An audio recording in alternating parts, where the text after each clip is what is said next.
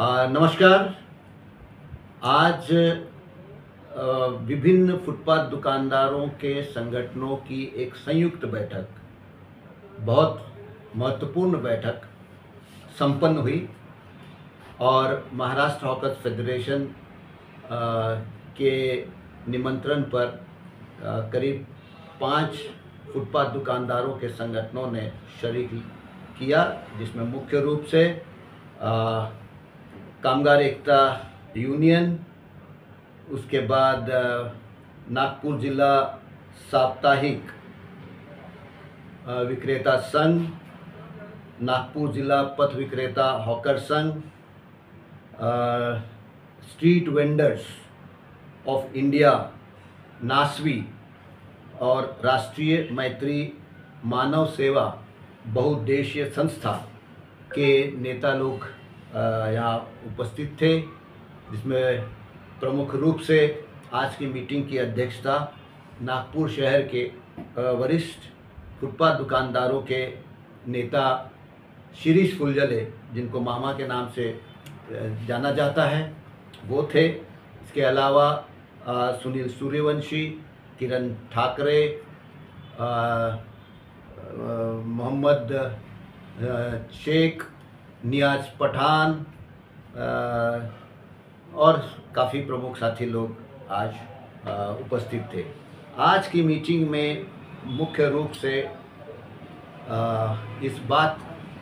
की घोषणा की गई कि 12 दिसंबर को फुटपाथ दुकानदारों का एक विशाल मोर्चा हिवाड़ी अधिवेशन शीत सत्र पर ले जाने का निर्णय हुआ और ये निर्णय हाल ही में महाराष्ट्र हॉकर्स फेडरेशन की राज्य स्तरीय बैठक संभाजी नगर, पहले जिसे औरंगाबाद के नाम से हम लोग जानते हैं, वहाँ की मीटिंग में यह निर्णय लिया गया। आज की मीटिंग में 2-3 और बड़े फैसले लिए गए, जिसके मुताबिक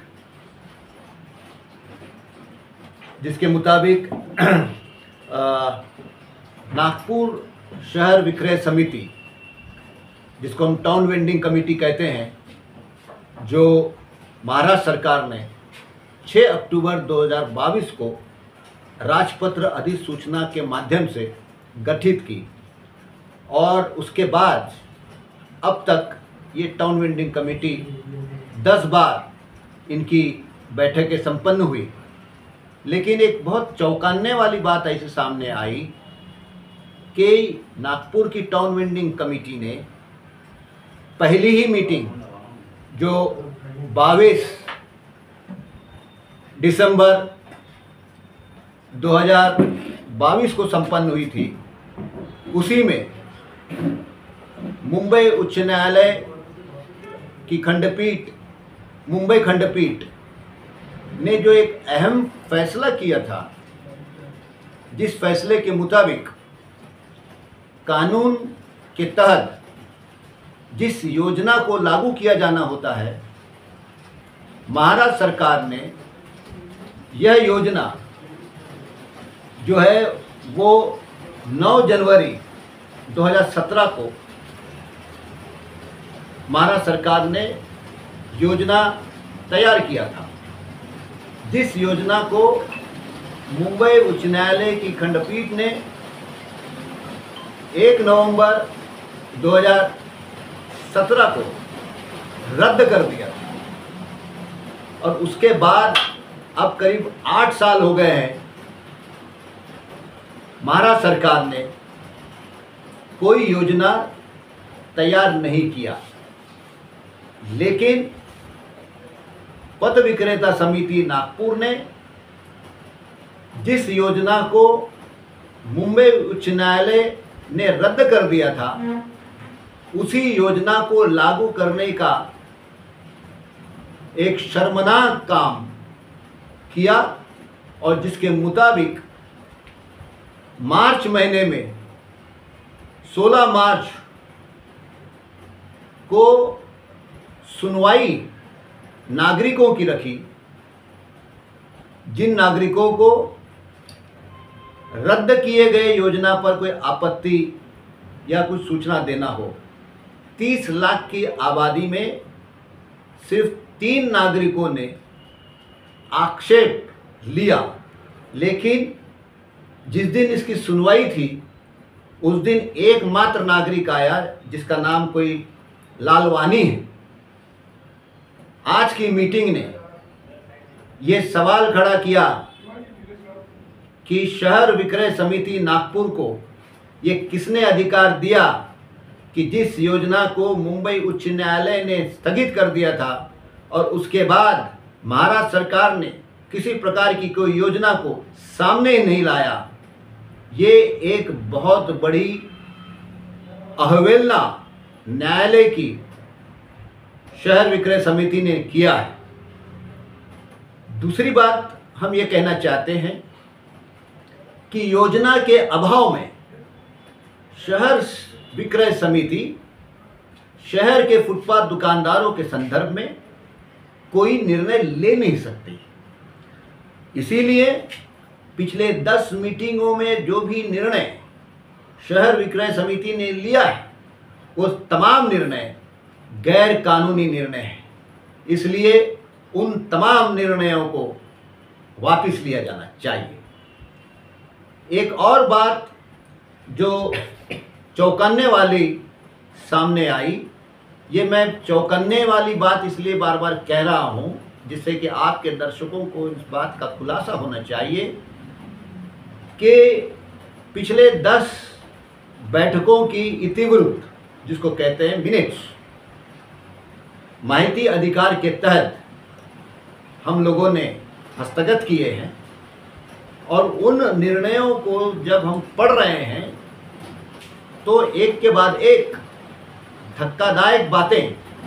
सामने आ रही हैं। और वो क्या है कि 29 दिसंबर 2016 को महाराष्ट्र सरकार ने बकायदा राजपत्र अधिसूचना के माध्यम से शहर के 23 फुटपाथ दुकानदारों के बाजारों को हॉकिंग जोन या हॉकर्स जोन करके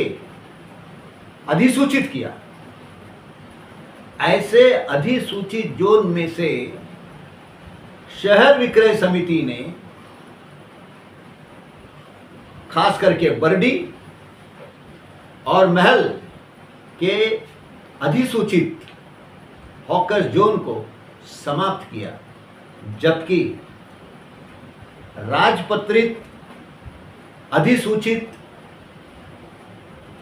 बाजारों को राज्य सरकार ही निरस्त कर सकती है। आगे के स्टेप क्या रहेगी सर अपने?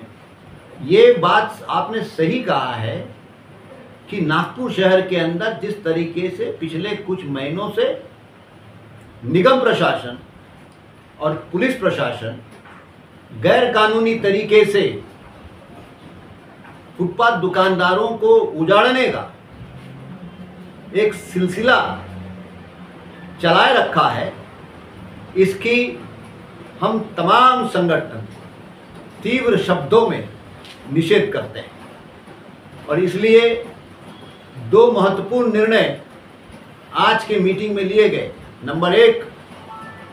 जो शहर विक्रय समिति शहर के फुटपाथ विक्रेताओं का संरक्षण नहीं कर सकती और बुरी तरह से पिछले 2 साल में असफल रही है, इसलिए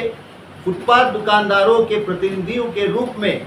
जो चुन के गए हैं वो तमाम प्रतिनिधि इस्तीफा दे, ये मांग हम लोग कर रहे हैं। दूसरी मांग हम ये कह रहे हैं कि गैर कानूनी कार्रवाई के चलते जिन फुटपाथ दुकानदारों का नुकसान हुआ उनकी भरपाई निगम प्रशासन करे